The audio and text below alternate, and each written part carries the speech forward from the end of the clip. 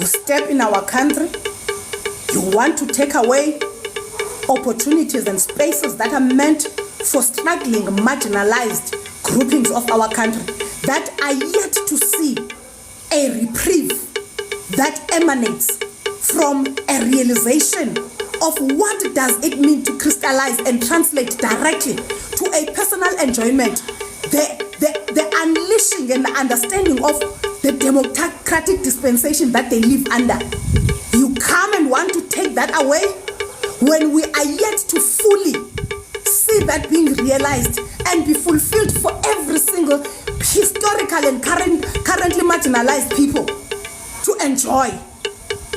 Now already you are fielding a foreigner. Yima, what is special ngale foreigner nisnika yona? When have we ever been a priority in Nigeria?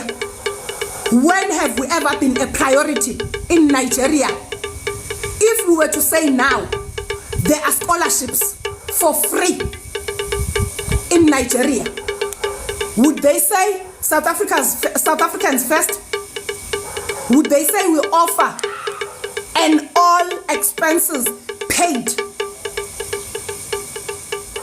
scholarship to any university of your choice from grade R or grade 1 to varsity? Would they do that? Would they do that?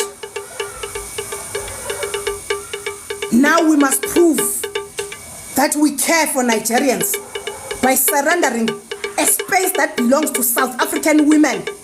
Do you know that we are yet to fully embrace and fully ensure that challenges that on a daily basis South African women grapple with have been appropriately and sufficiently been shined the spotlight on?